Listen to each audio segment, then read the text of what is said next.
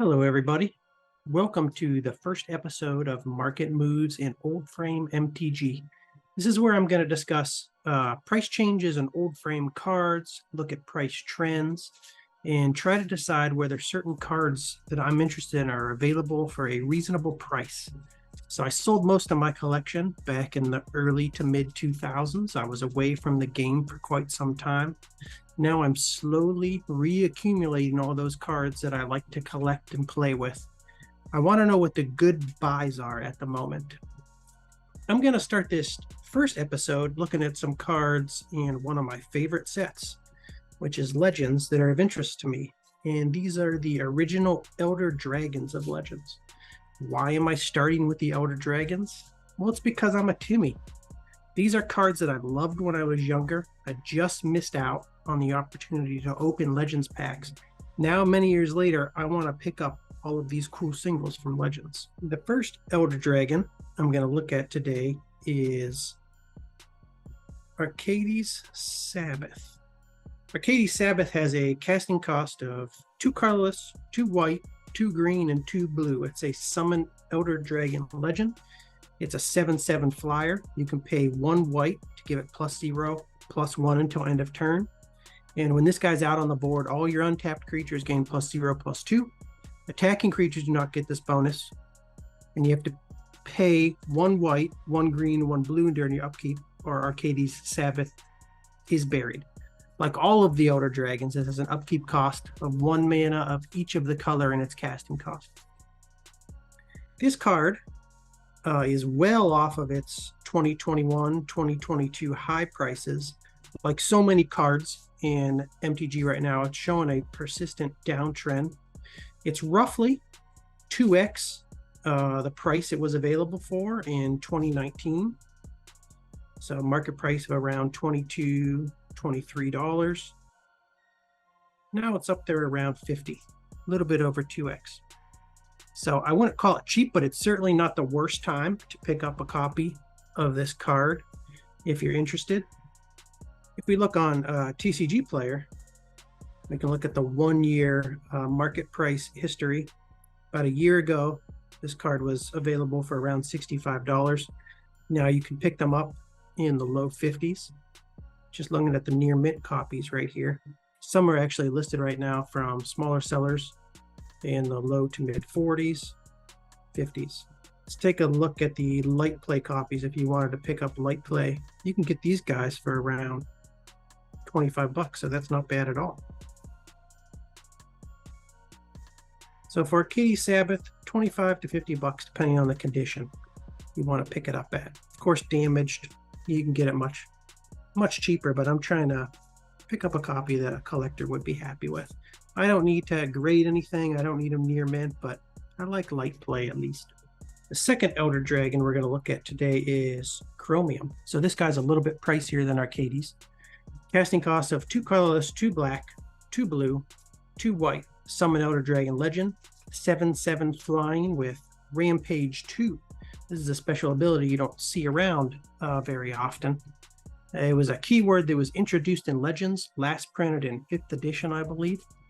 Rampage 2 just means that for every creature beyond the first that blocks Chromium, you add +2/+2 to his power and toughness. Again, you have to pay your 1 black, 1 blue, 1 white during your upkeep, or you bury Chromium. Price action looks very similar to Arcades. We had this big jump in 2021, 2022. Again, it's well off of its all-time highs. In my opinion, not the worst time to pick up a copy of this card if you want one for your collection. Let's see what they're available for on TCG Player at the moment. 1-year market price was around $80, $85 a year from today. Now it's available for around $65. See, there are 9 near mint listings currently from 60 and up. The third Elder Dragon is my favorite Elder Dragon, the most studious of the Elder Dragons, a true man of letters. It is Nicole Bolas. This is a favorite of mine from a gameplay perspective and for the art. Seems to be a favorite of most others as well. If you just look at the price that it goes for compared to the other Elder Dragons, it's certainly commands the highest market price of all of these cards. Its casting cost is 2 colorless, 2 blue, 2 black, 2 red, 7/7 flyer. An opponent damaged by Nicole Bolas must discard their entire hand. Ignore this effect if opponent has no cards left in hand, and you got to pay the upkeep. This guy was upwards of $200 to $300 back in 2022. It's dipped a bit, but this has done a much better job of retaining its price, holding on to these higher prices that it achieved in 2021 and 2022. Take a look at TCG Player. Near mints, this is the 1 year price chart. A year ago today, they were around $210. I can get them 180 or so. So what is that, about a 10 to 15% drop in price? Not many near mints of Nicole Bolas listed. There's one for 185, two for 185, and then two for above 200. Let's see how many light plays there are of this guy floating around right now.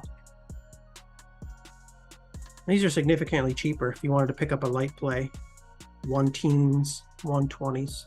There's plenty of copies out there. That's probably what I'd go with. Nicole Bolas. Next Outer Dragon from Legends is Palladium Moors.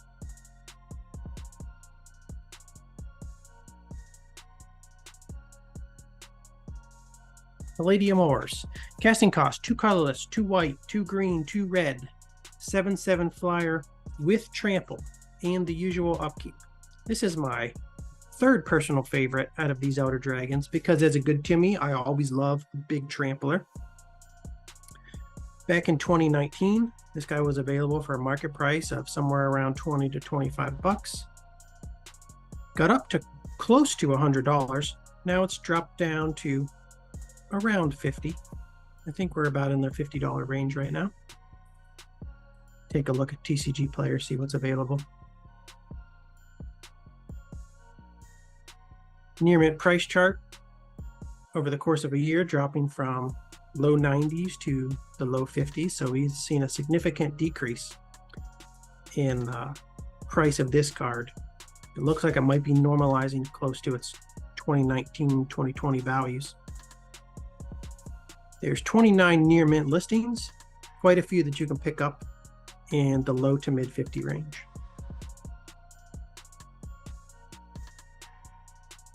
Not a bad price for Palladium Moors, in my opinion. And then the last Outer Dragon we're going to look at is Vivictus Osmati. Casting cost of 2 colorless, 2 black, 2 red, 2 green, 7/7 flying. You can pay 1 black or 1 red or 1 green to give this dragon +1, +0, and the usual upkeep. This is my second favorite Outer Dragon because who doesn't love a dragon with fire breathing? Vivictus is just doing what dragons should do. Back in 2019, you could have picked this guy up for around $30.